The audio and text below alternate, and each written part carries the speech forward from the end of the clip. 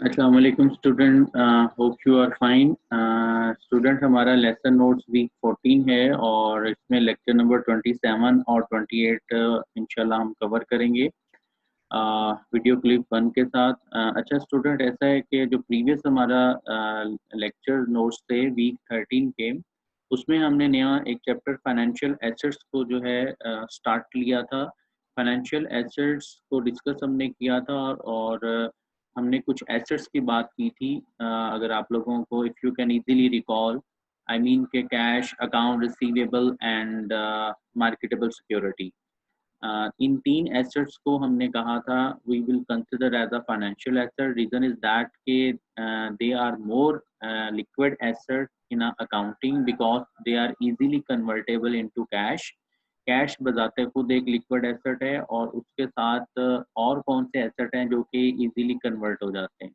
पहला account receivable है। Account receivable we know 30 to 40 days में या 30 टू 60 डेज में easily convert into cash. That was a basically a amount जो कि हम क्या कर रहे होते हैं, हमारे अपने जो कस्टमर्स हैं उनको हम एक क्रेडिट सेल कर देते हैं। कोई भी हम सेल करते हैं, क्रेडिट सेल करते हैं, तो उसको एक टाइम दे देते हैं। वो 10 डेज का भी हो सकता है, 20 डेज का भी हो सकता है और मैक्सिमम हमने बात की थी कि 3 मंथ, ठीक है।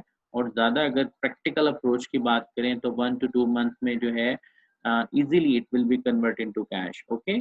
और थर्ड जो है मार्केटेबल सिक्योरिटी की हमने बात की थी और मार्केटेबल सिक्योरिटी के बारे में हमने ये कहा था कि एक्सेस अमाउंट, जब कंपनीज के पास एक्स्ट्रा रिसोर्सेज होते हैं, एक्स्ट्रा कैश पड़ा हुआ है और वो अपनी करंट ऑब्लिगेशंस को इजीली पे कर सकती है, तो they will invest in a marketable security. ठीक हो गया।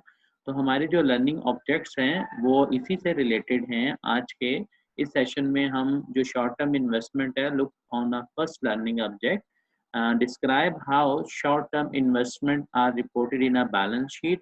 Again, our main concern कि हम ये जो तीनों हमारे एसेट्स हैं, how we can report in a balance sheet. हमने कैश को कवर कर लिया था कि that is a net net cost, जो कि नेट उसकी एक अमाउंट होगी, ठीक है, कैश की। कैश इन हैंड है, इन पेपर फॉर्म है, कोई चेक फॉर्म है, तो वही हम बैलेंस शीट में रिपोर्ट करेंगे। But in a case of marketable security, what amount will we will be report in a balance sheet and account for the transaction involving in a marketable security? How the different accounts are used whenever the transaction of a marketable security occur in a accounting. Okay, जी? And the second learning object is the account for uncollectible receivable. Okay, जी? Uncollectible receivable mean to say account receivable, how we will use as a allowances and direct write off method। Net realize value की हमने बात की थी कि we will be learn, we will be understand the net realize value. तो उसके लिए यहाँ पे देखें uncollectable receivable and direct write off method हम यूज करेंगे, जिससे हम जो है वो अमाउंट जो कि हमें हमारे कस्टमर से नहीं मिलनी, तो उसको जो है हम लिखेंगे और बैलेंस शीट में रिपोर्ट करेंगे। ठीक हो गया जी। और थर्ड हमारा लर्निंग ऑब्जेक्ट स्टूडेंट जो है वो explain, compute and account for notes receivable and interest revenue।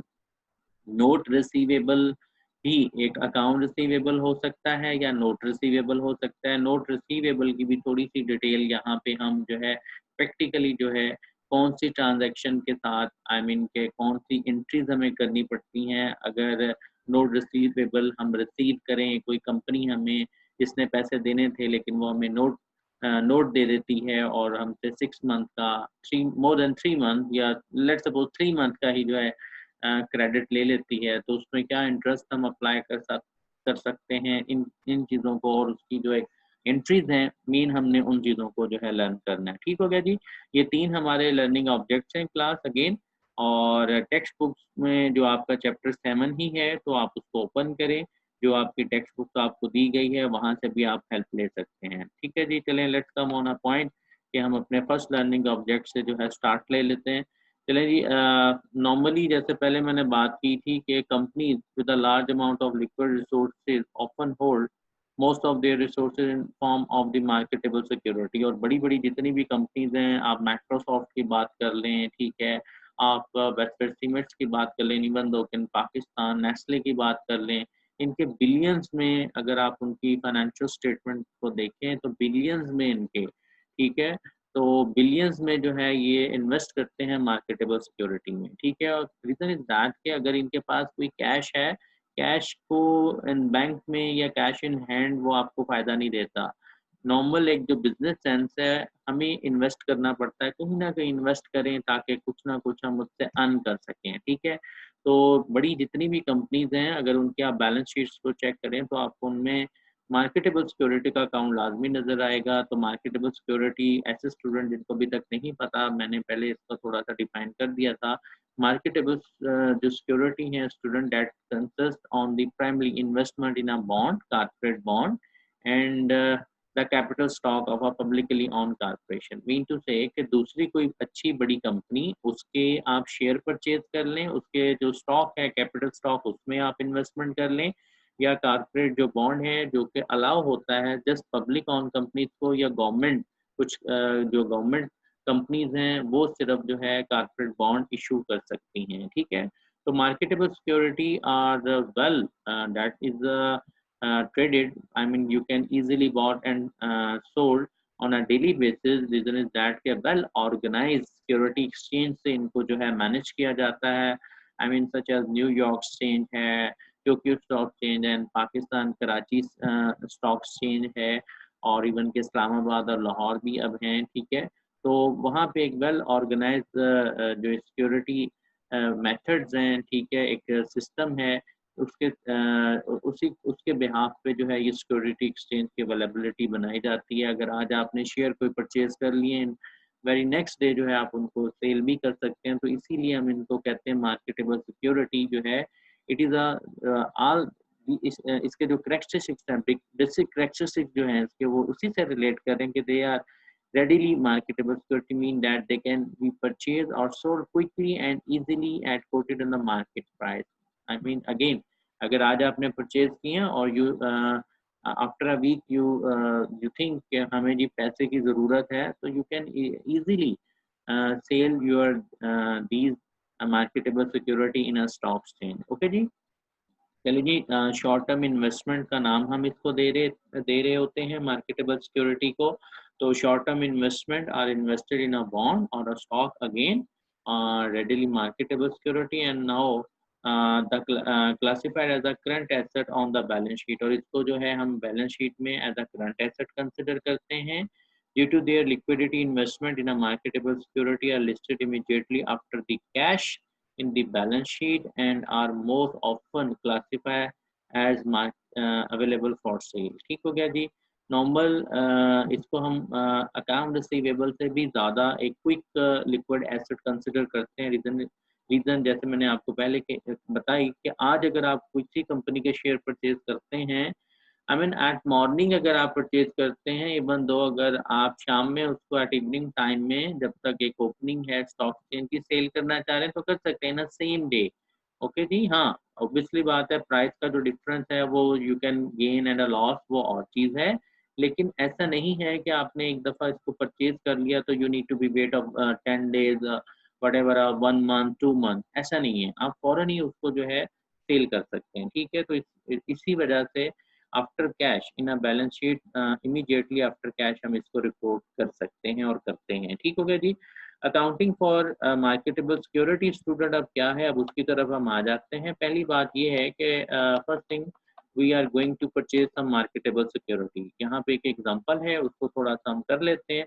यहाँ पे देखें, investment in a marketable security are recorded at a cost which include any brokerage commission. देखें, जब भी आप marketable security I mean share, किसी भी कंपनी के शेयर परचेज करते हैं, अब एक तो वो शेयर की प्राइस होगी, वो कॉस्ट आपको बेयर करनी पड़ती है। दूसरा ये है कि आप किसी ना किसी ब्रोकर के थ्रू जो है, जिसको आपको कमीशन देना पड़ता है, उसके थ्रू जो है आप परचेजिंग अपनी करते हैं, ठीक है। In this illustrate assume that Foster Corporation purchased as a short-term investment 4,000 share of Coca Cola company.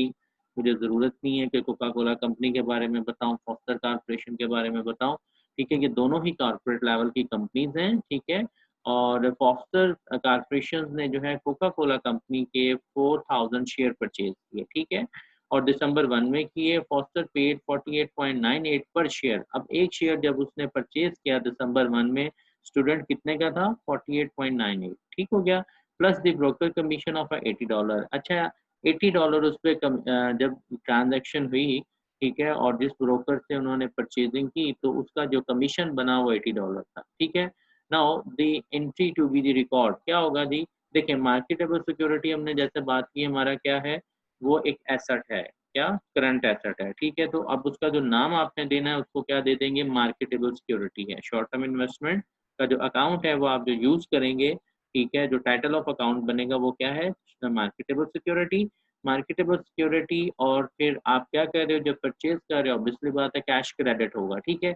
यहाँ पे स्टूडेंट इसकी डिटेल है कि ये 196,000 कैसे आ गया। देखें, 4,000 का यहाँ मैंने भी कैलकुलेशन कर दी है। ठीक है, 4,000 के आपने 4,000 शेयर परचेज किए, प्राइस क्या थी? 48.98। मल्टीप्लाई करें जरा कैलकुलेटर से, आपके पास आंसर आएगा 195920। ठीक हो गया जी। तो प्लस हमने करना है कमीशन फी, ऑब्वियसली बात है ये भी तो देनी है ना हमने। ठीक है, तो टोटल 196,000। ठीक है। तो हमारी जो एक इन्वेस्टमेंट हुई है, जो हमें कैश की सूरत में हमें आउटफ्लो हुआ या कैश देना पड़ा, ठीक है, तो वो 1,96,000 हमें पे करना पड़ा। ठीक है, तो कैश हमारा क्रेडिट हो जाएगा 196,000 से, और 196 से मार्केटेबल सिक्योरिटी डेबिट हो जाएंगी। ठीक हो गया। अच्छा, एक और बात यहाँ पे, अब आपको अब ऐसा नहीं है 48.98 का ये शेयर्स आपका है, तो कॉस्ट आपको जो पड़ी अब एक शेयर की वो 49। कैसे? 196,000 आपने तो पे किए ना, डिवाइड करो 4,000 शेयर, टोटल आपने 4,000 शेयर परचेज किए तो 49 आंसर आता है। ओके जी। Marketable security is on control account, use the report all the company short term investment। ठीक हो गया। अब यहाँ पे ये रेड थोड़ा सा मैंने कर दिया कि know that $49 cost per share computed in the explanation of above journal entry include a portion of total broker commission fee। Okay जी। अब यहाँ पे जब भी हम आगे फर्दर ट्रांजेक्शन आएंगी कि यू आर सेल, ठीक है, अगर आप कुछ शेयर परचेज सेल कर देते हैं, या फिर आप जो है आपको उस केस में जो भी आपको लॉस होगा या गेन, अगर आप कोई प्रॉफिट अर्न करते हैं, ठीक है, तो जो सेलिंग या कॉस्ट प्राइस है वो अब आपने माइंड में रखनी है, वो 49 है। ठीक है, तो वो 49 आपने माइंड में रखनी है कि पर शेयर हमें ये 49 का पड़ा। ठीक हो गया। चलें जी, आगे हम रेवेन्यू और गेन एंड लॉस की बातें करेंगे नेक्स्ट वीडियो में। अभी जो है हम यहीं पर स्टॉप करते हैं। नेक्स्ट वीडियो में इसकी द मीनिंग जो ट्रांजैक्शन है हम उसकी तरफ आते हैं। ओके स्टूडेंट, चलें, अल्लाह हाफिज।